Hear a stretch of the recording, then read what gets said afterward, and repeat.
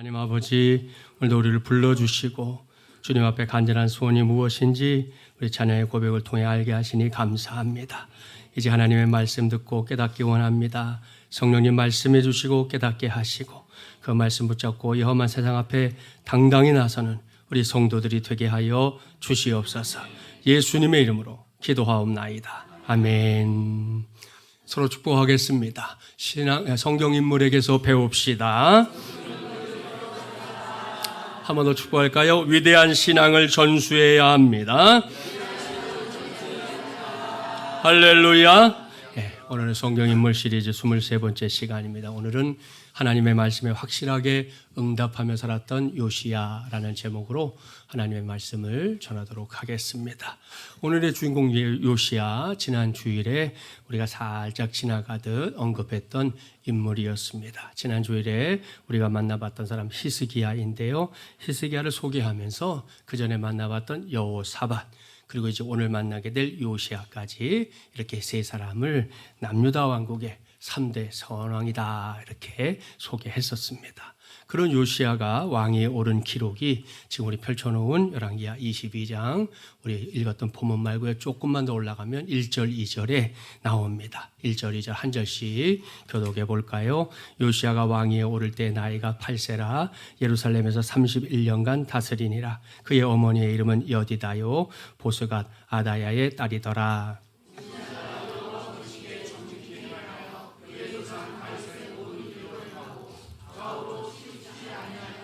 아멘, 할렐루야. 사랑하는 마주물리하는 가족 여러분, 이 말씀 잘 봐야 합니다. 이 말씀이 그저 그런 말씀이 아닌 놀라운 말씀이기 때문입니다.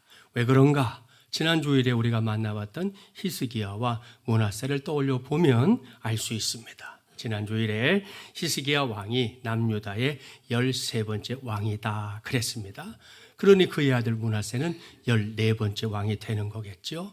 그리고 그 므낫세가 얼마나 악한 왕이었는지 일주일밖에 안 됐는데 벌써 잊어버리지 않았죠. 위대한 신앙과 초라한 전수의 극치 기억날 겁니다. 그리고 하나님이 남유다 왕국을 결국은 멸망시키기로 하신 이유도 므낫세였다는 것도 우리가 알게 됐습니다. 그런 므낫세의 아들이 아몬인데요. 여기서는 또 부전자전이 증명됩니다. 아몬은 부친인 므낫세의 악행을 그대로 재현했습니다. 그러다가 신복들에 의해 시해당하는 참으로 불행한 역사의 반복이 됐는데요. 그러한 고리를 이제 끊어낸 사람, 그가 바로 아몬 왕의 아들인 요시야입니다. 그러니까 요시야는 남유다의 16번째 왕이고요. 히스기야부터 보면 증손자가 됩니다. 그런 요시야가 왕위에 오른 게 언제다? 방금 읽었죠? 고작 8살 때였다 그랬습니다. 우리 식으로 말하면 초등학교 1학년 이제 막 들어갈 나이 아닙니까? 이 나이가 다른 것도 그렇지만 한 나라를 다스린다는 것은 참 어려운 일인데 하는 생각이 저절로 듭니다. 하지만 보십시오. 요시야는 모든 우려를 불식시키고 무려 31년 동안 왕노릇을 했는데 아주 잘했다는 겁니다. 그래서 성경이 그의 치적을 높이 평가하고 있는데요. 그 잣대가 뭔지 보이죠? 요시야가 하나님이 보시기에 정직히 행했다 그랬고요. 그 기준은 다름 아닌 이 유다 전체를 통해 볼 때 최고의 왕이었던 다윗의 길을 따라갔다. 그로 인해 좌로도 우로도 치우치지 않았다 이랬습니다. 그러니 참 훌륭한 일 아닙니까? 여기서 우리는 생각해 봐야 합니다. 요시야가 어떻게 성군이 될 수 있었나? 이에 대해 성경학자들이 이런저런 주장을 하는데요. 제가 생각하는 건 그냥 성경 안에 담긴 답입니다. 그게 뭔가? 그것은 방금 말씀드린 대로 요시야가 비록 어린 나이 8살밖에 안 됐을 때인데 부왕인 아몬의 불행한 최후를 지켜보면서 저 위에 있는 선조 다윗의 신앙을 인생의 거울로 삼았다는 사실입니다. 그렇습니다. 요시야는 왕위에 오르면서 제일 먼저 다윗을 떠올렸습니다. 다윗부터 요시야까지가 시간이요 무려 수백 년입니다. 그런데도 그걸 상관하지 않고 수백 년 전 다윗의 신앙을 오늘날 나의 신앙으로 붙잡았다는 말씀입니다. 그런 마음가짐으로 부왕인 아몬의 전처를 그의 불신앙과 왕답지 못한 행동들, 그리고 신복들에 의해 허망하게 죽임을 당하는 것 등등 나는 결코 따라가지 않겠다 다짐하고 또 다짐했던 겁니다. 결국 그러한 다짐이 요시야를 훌륭한 왕의 반열에 올려놓게 된 줄 믿습니다. 그렇습니다. 우리 한 번뿐인 인생에서 이 신앙이라고 하는 인생의 거울은 이렇게 귀하고 위대한 도구입니다. 여기에 등장하는 거울, 우리와 또 매우 친숙합니다. 여러분이나 저나 아침에 일어나서 제일 먼저 보는 게 거울이기 때문입니다. 그 거울에 비친 모습을 보면서 머리가 단정한지 헝클어졌는지 한눈에 알 수 있습니다. 또 자고 일어났으니까요, 내 눈에 눈곱이 있는지 없는지, 있으면 또 어디에 붙어 있는지 그것도 알 수 있습니다. 그뿐이 아니죠. 세수를 비롯한 기타 등등 꽃단장을 하고 옷을 입으면서 또다시 거울을 봅니다. 거울에 비친 내 모습이 전체적으로 잘 어울리는가 확인하는 거잖아요. 그런 관문들을 다 통과해야만 비로소 밝은 모습으로 집 밖에 나서게 됩니다. 그러니 이 시간에 어서 자기 옆 사람 물끄러미 한번 쳐다봐 주세요. 그 성도가 지금 여기까지 그냥 온 게 아니라니까요. 이렇게 복잡다단한 과정을 거쳐서 지금 그 자리에 앉아있게 된 것이기 때문입니다. 그러니 귀하게 여기는 마음으로 한번 축복해 줍시다. 당신은 하나님이 기뻐하시는 예배자입니다. 할렐루야. 맞습니까? 네, 맞죠? 다 그렇게 하고 여기 중에 오늘 꽃단장 하지 않고 온 분 한 분도 없어요. 한 분도 없어요. 자, 이렇게 보통의 거울도 우리의 인생을 위해 중요한 역할을 해줍니다. 하물며 신앙의 거울이 갖고 있는 중요한 역할, 두말할 게 없다는 거예요. 특별히 신앙의 거울은 단지 우리의 겉모습만이 아니라 속 사람까지 속속들이 들여다보게 해줍니다. 우리의 모습이, 우리의 생각이, 나아가서 우리의 삶이 하나님의 뜻을 잘 따라가고 있는지 아니면 또 거역하고 있는지 그걸 보여주는 겁니다. 따라서 우리 모두는 그 거울을 잘 사용해서 예전에 부흥강사 목사님들이 자주 가르쳐 준 게 있었거든요. 그래서 이 땅에서 잘 살고 천국에서는 더 잘 살아야 할 줄 믿습니다. 자, 이게 맞고요. 이게 너무나 중요한데요. 요즘은 이러한 신앙의 가치를 제대로 알지 못한 채 때로는 무시하면서 신앙생활을 하려고 드는 사람들이 있다는 겁니다. 그것도 자꾸만 늘어나고 있다는 거예요. 지난 2017년 9월에 미국 장로교회 PCUSA, 우리 교단하고도 다 이렇게 연결이 되어 있는 그 장로교단에서 두 번째로 큰 대형 교회의 목회자가 기독교가 천국에 이르는 유일한 길이 아니다 그래가지고 한바탕 난리가 났었습니다.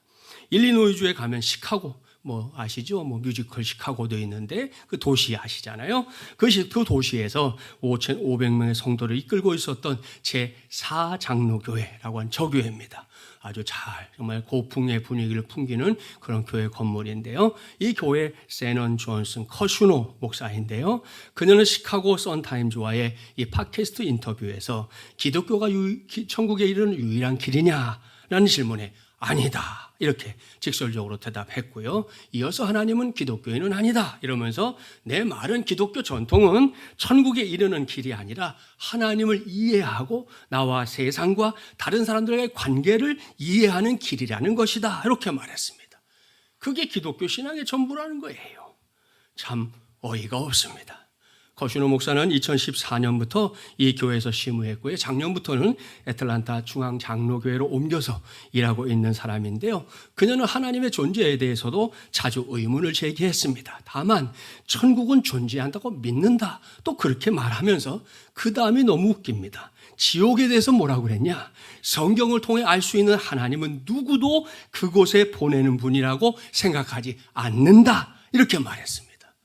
아하, 참 이런 사람이 목사인지 성경을 정말 읽기는 한 건지 읽어도 지가 읽고 싶은 것만 읽은 건 아닌지 이런저런 의문을 제기하지 않을 수 없는데요. 이런 생각은 단지 이 커슈노 목사만의 생각이 아니라는 게 더 큰 문제입니다.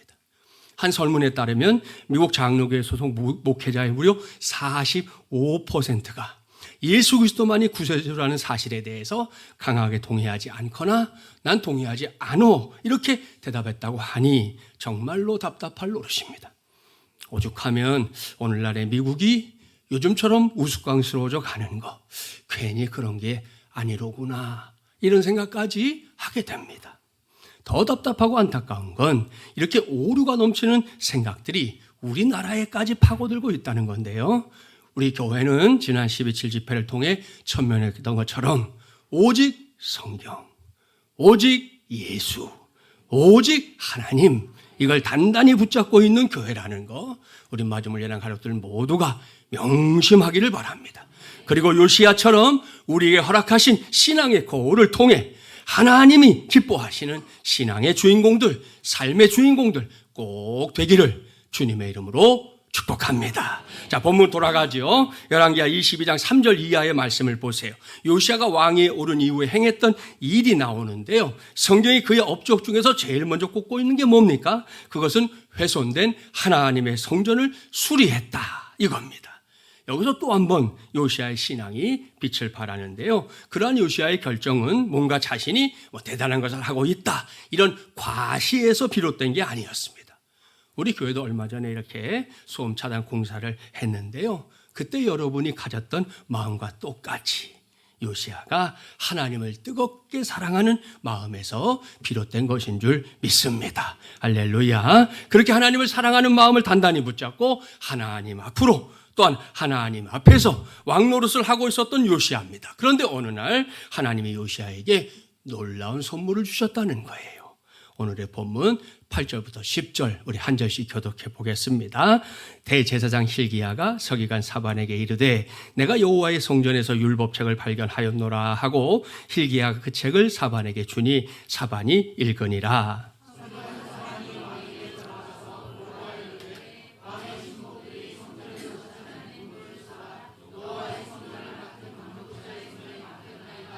함께요. 또 서기관 사반이 왕에게 말하여 이르되 제사장 hil기야가 내게 책을 주더이다 하고 사반이 왕의 앞에서 읽으매. 아멘. 여러분, 하나님께서 하나님을 사랑하고 그 사랑을 어떻게든 표현하며 살고자 했던 요시야에게 허락하신 선물 무엇이었습니까? 말씀이었습니다. 하나님의 말씀 말입니다. 방금 성경 봉독했는데요. 요시야 왕의 심부름으로 대제사장 hil기야를 만나러 갔던 사반이 hil기야에게 성전을 수리하는 과정에서 율법책을 발견했다 하는 이야기를 듣게 됩니다. 사반은 먼저 그 책을 그 자리에서 읽어봤습니다. 그런 다음 서둘러 요시야 왕에게 돌아왔고요. 그 율법책을 펼쳐서 왕 앞에서 읽고 있습니다. 얼마나 감격스러운 일입니까? 이 모든 과정을 곰곰이 살펴보십시오. 조금 전에 말씀드린 대로 요시야가 하나님의 성전을 수리하면서 어떤 의도를 가졌던 건 아닙니다. 이렇게 하면 저렇게 될 거다, 이런 계산을 하면서 했던 일이 아니었다는 말씀이에요. 요시야는 그냥 하나님을 사랑했습니다. 이게 어떤 의미인지 여기서 잠시 요시야의 인생을 우리가 알고 있는 것만 돌아볼까요? 그는 어린 시절에 8살이잖아요. 아버지를 잃었습니다. 그것도 아버지가 병들어서 혹은 나이 들어서 세상을 떠난 것도 아니었습니다. 철저히 믿던 신복들의 반역으로 죽임을 당했잖아요. 그렇게 하루아침에 아버지를 잃고 세상에 홀로 남은 요시야에게 하나님이 어떻게 하셨을까요?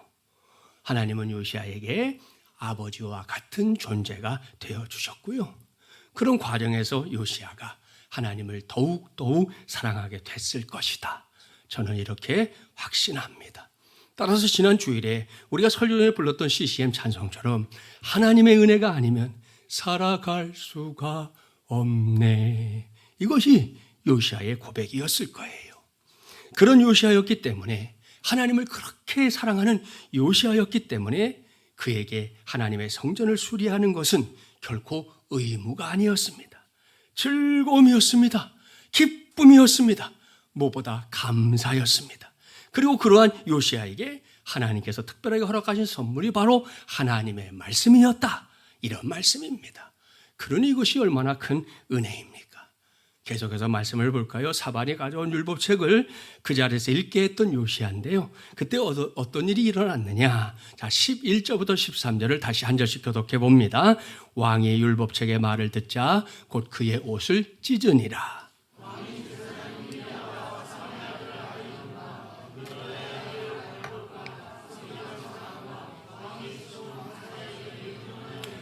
함께요. 너희는 가서 나와 백성과 온 유다를 위하여 이 발견한 책의 말씀에 대하여 여호와께 물으라. 우리 조상들이 이 책의 말씀을 듣지 아니하며 이 책에 우리를 위하여 기록된 모든 것을 행하지 아니하였으므로 여호와께서 우리에게 내리신 진노가 크도다. 여러분, 요시야 왕이 지금 뭘 하고 있는지 보십시오.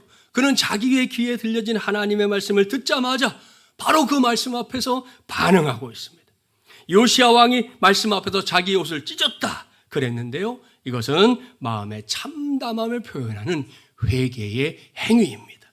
그러니까 무슨 말씀입니까? 요시야의 귀에 들려진 하나님의 말씀 속에 요시야 자신이 회개할 수밖에 없었던 하나님의 음성이 들어있었다. 이런 말씀인데요. 이어지는 요시야의 고백을 보니까 그게 뭔지 알 수 있잖아요. 우리 조상들이 이 책의 말씀을 듣지 아니하며 이 책에 누구를 위하여? 우리를 위하여, 하나님을 위하여가 아니에요. 우리를 위하여 기록된 모든 것을 행하지 아니하였으므로 여호와께서 우리에게 내리신 진노가 크도다 그랬습니다. 무슨 고백인지 아시죠? 요시야는 자기를 포함해서 이스라엘 백성들이 하나님의 말씀에 기록된 것들을 지키지 않고 제멋대로 살았다. 이걸 고백하는 겁니다. 아울러 그것으로 인해 우리에게 임할 하나님의 진노가 얼마나 크신지 내가 그걸 깨달았다는 겁니다. 그러니 요시야가 가만히 있을 수 있었겠습니까? 그럴 수 없었습니다. 오늘 시간 관계상 일부만 성경 봉독을 했는데요. 오늘의 본문을 넘어가는 열왕기야 22장 14절부터 23장 27절까지를 이제 여러분의 눈을 한번 쭉 훑어보세요. 먼저 요시야가 통회하는 심정으로 하나님 앞에서 회개했고요. 그 다음에 어떤 일이 일어났는지 여러분의 성경에 분류되어 있는 소제목을 중심으로 살펴볼게요. 먼저 열왕기야 23장 1절 앞에 뭐라고 되어 있어요?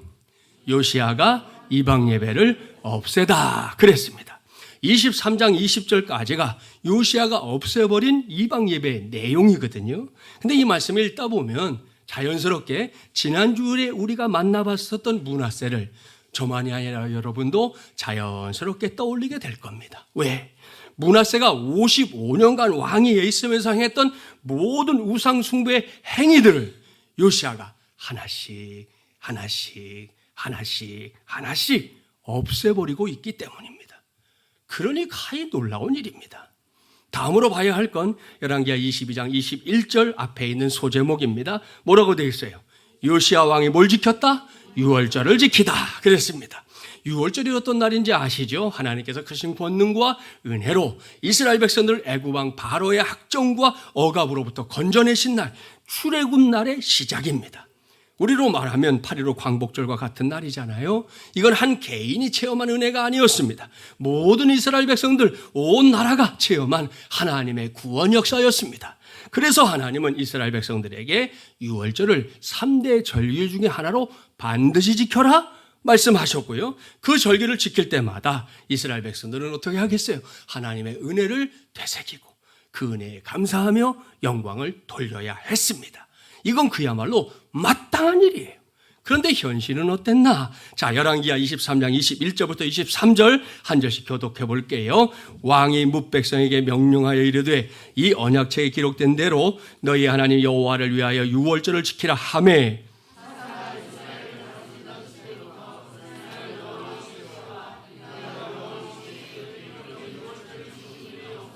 함께요. 요시야 왕 18째 해에 예루살렘에서 여호와 앞에 이 유월절을 지켰더라. 아멘. 아하, 이거 정말이지 기가 막힐 노릇이죠. 사사시대면 BC 1200년경입니다. 그리고 요시야가 왕위에 오른 건 BC 640년이었어요. 그렇게 긴 세월 동안 유월절이라는 절기를 다른 사람들 말고 하나님의 백성인 이스라엘 사람들이 이스라엘 정체성을 알 수 있는 그 귀하고 소중한 절기를 지켰다? 안 지켰다? 안 지켰다. 이것만 봐도 이스라엘 백성들 이미 하나님 앞에서 매를 벌고 있었다는 거 어렵지 않게 알 수 있는데요. 그런 유월절을 요시야 왕이 하나님의 말씀에 입각해서 지켰다 이겁니다. 그러니 이건 박수 박수를 쳐주면서 칭찬해줘도 무방한 일입니다. 마지막으로 봐야 할 건 열왕기하 23장 24절 앞에 있는 소제목입니다. 거기에는 요시야의 나머지 개역 이렇게 되어 있습니다. 그 소제목과 함께 보면 요시야가 유다 땅과 예루살렘 성 안에 보이는 신접한 자와 점쟁이, 우리로 말하면 무당이지요. 그들과 함께 드라민과 우상 그리고 모든 가증한 것을 다 제거했다 그랬습니다. 그런 다음에 성경은 요시야가 세상을 떠나게 됐다 그렇게 기록하고 있습니다. 여기까지가 요시야 왕의 시대에 이 남유다 왕국에서 일어났던 일들입니다.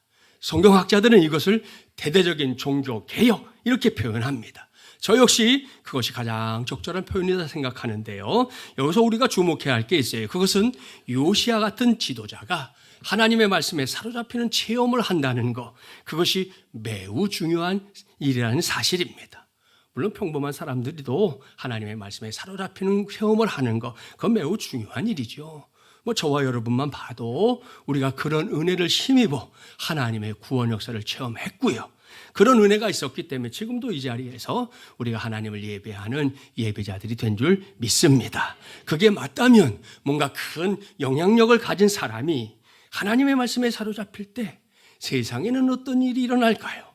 나름대로 짐작이 가시죠? 그 사람을 필두로 동반하는 사람들이 때로는 한 국가까지 커다란 변화를 체험하게 되는 거고요. 그 변화는 거대한 역사의 물줄기를 바꾸기도 합니다. 앞서 오늘날 미국이 안타깝게도 현실이 참 안타깝다 그랬는데요. 그게 미국의 본래 모습은 아니잖아요. 미국의 사우스 다코타주에 가면 러시모아라고 하는 유명한 산이 있습니다. 이 산이 어떤 산이냐? 미국의 역대 대통령 중에서도 가장 존경받고 그리고 이 미국의 역사에 큰 족적을 남긴 큰일을 해낸 4명의 대통령 얼굴이 화강암 벽에 실제 모습으로 조각되어 있는 산입니다. 하얀 암벽의 말입니다. 자, 여러분 방송에서 본 적 있죠? 예, 바로 이게 러시모아 산입니다. 이게 규모가 얼마나 되느냐? 이집트에 가면 제일 큰 게 뭐예요? 피라미드죠. 피라미드보다 더 큽니다. 그러니까 규모가 대단한 거예요. 자, 그렇다면 이건 우리가 흔하게 봤던 앞모습이고요. 이 산의 뒷모습은 어떤 모습일까요? 이게 한 번도 공개된 적이 없어서 우리 마주물 예랑 가족들에게는 특별히 공개하도록 하겠습니다. 짜자잔. 기가 막히죠? 4명의 대통령이 엎드려 있는 모습인데요. 여러분, 이건 어디까지나 유머입니다.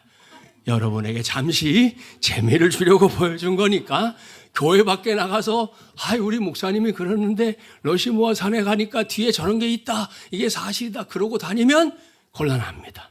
그러니까 졸면 안 돼. 졸면 그런 생각하게 되니까 안 돼요. 자, 다시 본론으로 돌아갑니다. 자, 그렇다면 미국이 왜 이런 조각을 산 위에 해놨을까요? 거기에는 각 사람마다 이유가 있는데요. 이제부터 4명의 대통령을 여러분에게 소개해 볼게요. 첫 번째는 미국의 초대 대통령인 조지 워싱턴입니다.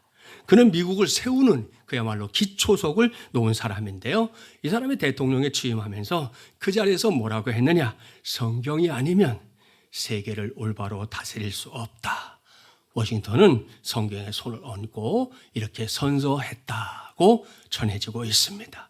할렐루야. 다음은 3대 대통령인 토마스 제퍼슨입니다. 이 사람은 미국의 독립선언서를 직접 자기 손으로 쓴 사람이거든요. 그 선언서를 쓸 때 미국은 성경을 반석으로 삼아 서 있다. 이렇게 명명백백하게 고백했습니다. 세 번째는 역대 최연소의 나이로 40대 때 대통령이 되었던 26대 대통령 시어도 루즈벨트. 우리가 알고 있는 프랭클린 루즈벨트, 휠체어 타고 다니시던 그분이 아니에요. 시어도 루즈벨트라고 하는 대통령인데 이분은 파나마 운하 건설을 기획 추진했던 사람으로 미국의 발전하면 상징이 되는 사람이 바로 이 사람이에요. 이 사람이 남긴 위대한 고백이 뭐냐? 생을 참되게 살기 원한다면 그에게 성경을 주어라 그랬습니다. 마지막으로 여러분도 잘 아는 16대 대통령 아브라함 링컨입니다. 링컨은 신앙이 좋은 어머니 밑에서 자랐다 전해지잖아요. 일찌감치 그는 부지런히 하나님의 말씀을 통해 지혜와 명철을 터득했던 사람이었고요. 특별히 링컨이 얼마나 열렬한 기도의 사람이었는지 그의 별명이 백악관을 기도실로 만든 사람이라고 하는 별명이 있을 정도인데요. 그가 한 말입니다. 이 세상에서 하나님께서 주신 선물 중에서 가장 귀한 것은 바로 성경이다 그랬습니다. 할렐루야. 사랑하는 마주물야랑 가족 여러분 보십시오.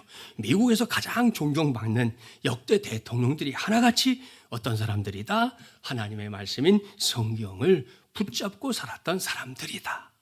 그런 사람들이 이루어낸 업적은 그저 본인 한 사람만을 위한 것으로 끝나지 않았습니다. 그들이 속해 있었던 국가, 나아가서 인류 전체에게까지 커다란 영향력을 미쳤습니다. 단지 이들만이 아닙니다. 기독교 신앙의 세계에서 존경받고 인정받는 역사적인 인물들, 세월이 참 많이 흘렀는데도 여전히 그 명성이 사라지지 않는 사람들의 인생관을 꼭 기회가 될 때 들여다보십시오. 놀랍게도 그들 모두가 다른 그 무엇이 아니라 하나님의 말씀인 성경 말씀에 기초를 둔 인생의 주인공들이었다는 거 누구든지 확인할 수 있습니다. 오늘 우리가 만나고 있는 요시야 왕도 그런 사람 가운데 한 사람이었습니다. 그는 제가 오늘 설교 제목을 모사해 놓은 그대로 하나님의 말씀에 확실하게 응답하며 살았던 사람이었습니다. 여기에 요시야와 다른 왕들, 그동안 우리가 만나봤던 사람들은 그래도 좀 양호한 사람들이었어요. 아직 만나보지 못했고 앞으로도 시간이 없어서 만나볼 계획이 없는 왕들도 많은데요. 요시야와 그런 왕들 사이에 존재하는 분명한 차이점이 있다는 겁니다. 그것은 요시야가 하나님의 말씀 앞에서 확실하게 반응했던 사람이었던 반면에 그들은 하나님의 말씀이 자기의 코앞에서 선포돼도 그 말씀의 가치와 능력을 대면대면하게 생각했던 사람들, 심지어 무시하기까지 했던 사람들이었다 이겁니다.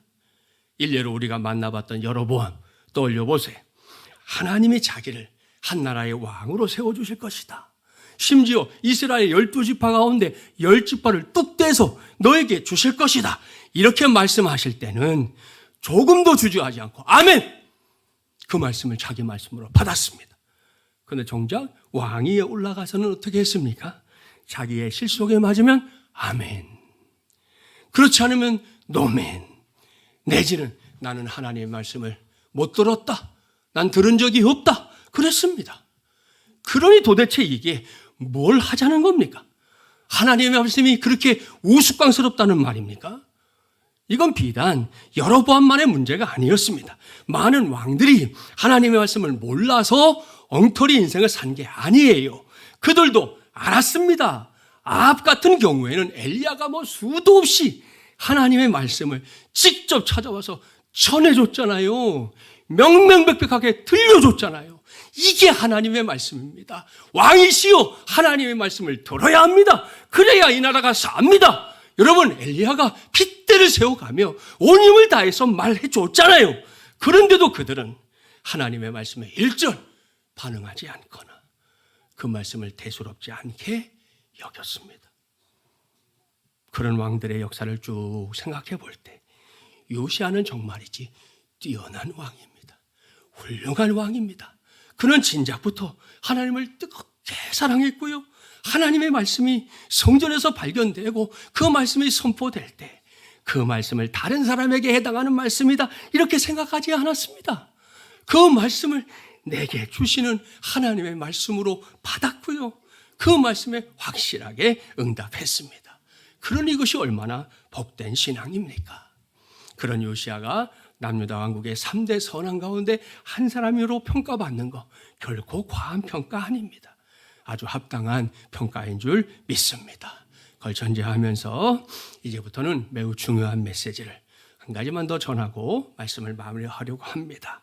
이제부터 제가 전하려고 한 메시지는 요시야처럼 하나님의 말씀에, 오늘로 말하면 성경 말씀에 반응하는 삶을 살았던 사람들에 대한 이야기가 그저 옛날 옛적 이야기에 그치는 게 아니라는 말씀입니다. 그것이 멀고 아득한 전설 따라 삼천리 혹은 그때 그 시절의 이야기만이 아니라 21세기 2024년 오늘 우리 시대의 이야기이기도 하다, 이런 말씀입니다. 지난 주간 목요일까지 2024 다니엘 기도회가 열렸었다는 거 다들 알잖아요. 이번에도 많은 성도들이 21일간 하나님의 놀라운 은혜가 담긴 간증 또 말씀을 강사들을 통해 들을 수 있었는데요. 그중에서 제가 가장 주목하게 된 건 19일차 간증이었습니다. 그날 대구 엠마오교회 한창수 목사님의 간증이 있었는데요. 그분의 간증은 규장문화사라고 하는 우리 기독교 출판사와 깊은 관련이 있었습니다.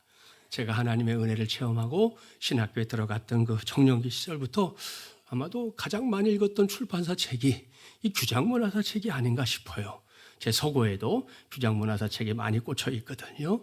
당시에는 대표가 지금은 천국 백성이 되신 고 여운학 장로님이었는데요. 그 당시 장로님이 한국교회 유행시킨 아주 대단한 게 뭐였냐면 이슬비 전도 편지라는 것이었어요. 그걸 통해서 많은 교회들이 이제 누군가 전도 대상자에게 엽서를 보내주는 일을 꽤 오랫동안 많이 했거든요. 그날 항찬수 목사님이 소개했던 건 이슬비 전도 편지가 아니고 303 비전 성경 암송 학교였습니다. 집회가 끝난 다음에 이게 뭐지? 하고 제가 바로 알아봤는데요. 303 비전 성경 암송 학교는 고 여운학 장로님이 벌써 1990년부터 시작한 거더라고요. 자녀가 태어나서 장성하기까지 보통 우리가 한 세대를 30년 그러잖아요. 그러니까 그 30년의 시간을 3세대에 걸쳐서 말씀 암송 훈련을 시켜야 한다 하는 것이고, 그렇게 말씀 암송 체질화, 말씀 암송 가정 예배로 한국교회 다음 세대를 세우자 하는 것이 그 학교의 비전이었습니다. 한창수 목사님의 간증을 들었던 성도들은 알고 있을 겁니다. 목사님이 이 어린 시절을 아주 불우하게 보냈어요. 너무 힘들게 보냈는데 그래도 하나님의 은혜로 신학교에 들어갔고요. 그때 학교에서 303 장학금을 받았다. 그래 처음엔 그게 뭔 장학금인가 했더니 바로 이 성경학교, 이 암송학교에서 주는 그런 장학금이었던 거예요. 훗날 목사가 된 후에 교회 개척을 했는데 초기에 교회가 텅 비었던 현실 속에서 매일같이 몸부림을 쳤다는 거 아닙니까? 그러다가 여운학 장로님이 당시에는 아주 노부의 몸이셨는데 그 몸을 이끌고 대구까지 내려와서 303 비전 성경 암송학교를 소개도 해주고, 그때 애들이 몇 명 있었다는데 걔네들한테 자 이건 이렇게 하는 거다 하고 가르쳐 주시고 이제 올라가셨다는 거예요. 결론을 말씀드리면 목사님 자신을 비롯한 그 교회 성도들과 자녀들이 그때부터 이제 성경 암송에 모든 걸 걸었다는 겁니다. 그러다가 어느 시점인가 교회 학교 친구들 중에 1009절을 암송하게 된 3명의 친구가 나왔어요. 그래서 걔네들을 데리고 해외 연수를 다녀왔다 그랬고요. 그리고 지난 3월 달에는 그 1009절 암송하는 친구들이 45명까지 나오게 돼서 걔네들을 또 다 데리고 해외 연수를 갔다 왔다. 그랬으니 참 부럽고 대단한 일입니다. 그날 목사님이 설교 중에 자기 와이셔츠 주머니에서 이렇게 꺼내가지고 이렇게 보여줬는데 그게 109절 성경 암송 카드라고 그랬습니다. 여러분, 제가 누굽니까? 그게 뭔지 바로 알아봤죠. 그리고 저도 준비했어요. 네? 네? 목사님이 주머니에서 꺼낸 게 이거예요, 이거. 이따가. 네? 이게 109절 말씀 암송 병풍 카드입니다. 접으면 요만해지니까 주머니 넣고 다닐만 하잖아요. 그날 저는 아주 큰 도전을 받았고요. 제가 먼저 지금 말씀 암송을 시작했습니다. 생각해 보니까 제가 청년기에 교회에서 암송대회 하면 항상 1등 했어요. 많이 외웠었어요.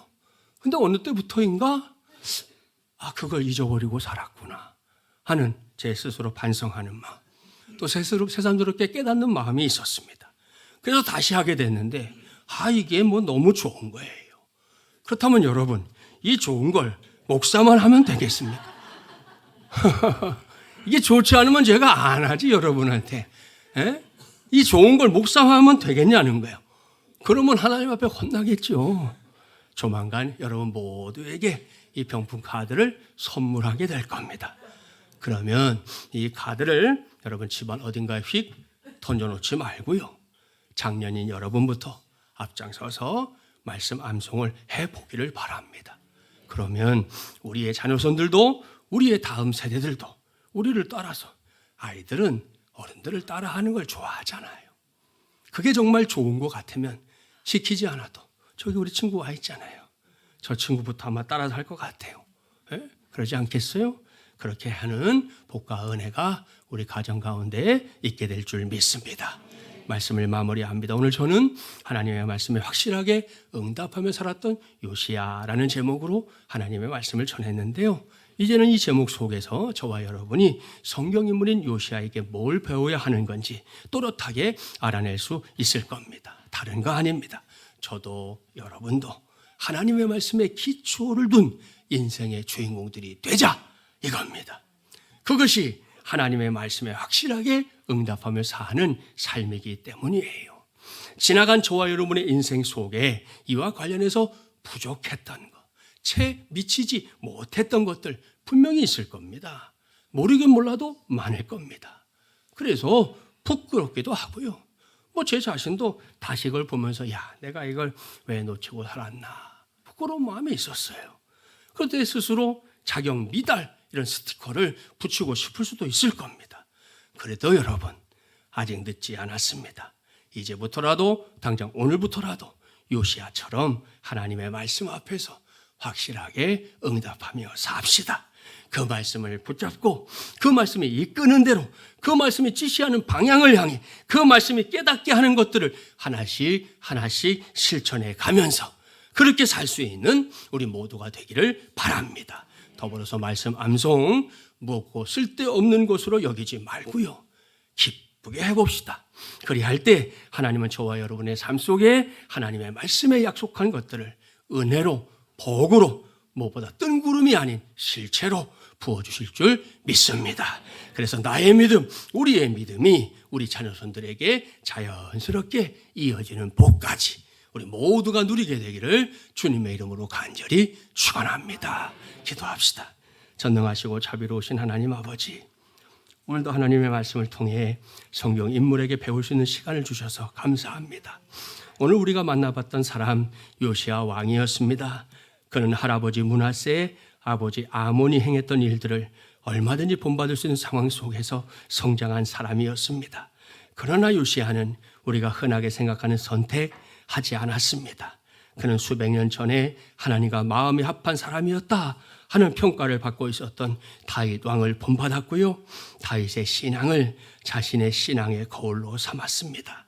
그런 요시야가 하나님을 위해 행한 귀한 일들, 므낫세에 의해 망가져버렸던 남유다 왕국을 회복시키기 위해 힘썼던 일들을 우리의 눈으로 확인했습니다.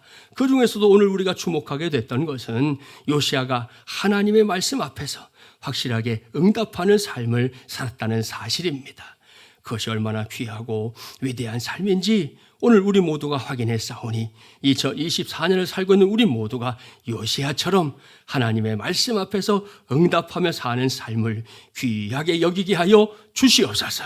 오늘 이후 그 말씀 붙잡고 그 말씀이 이끄는 대로, 그 말씀이 지시하는 방향을 향해 그 말씀이 깨닫게 하는 것들을 하나씩 하나씩 실천해 가면서 그렇게 살 수 있는 우리 마중물려란 가족들 되게 하여 주시옵소서. 그렇게 우리가 먼저 말씀 앞에서 응답하게 하시고 그것이 우리의 자녀손들, 우리의 다음 세대들에까지 전수되게 하여 주시옵소서. 그래서 우리 모두가, 우리 교회가 꼭 하나님의 기쁨 되게 하여 주시옵소서.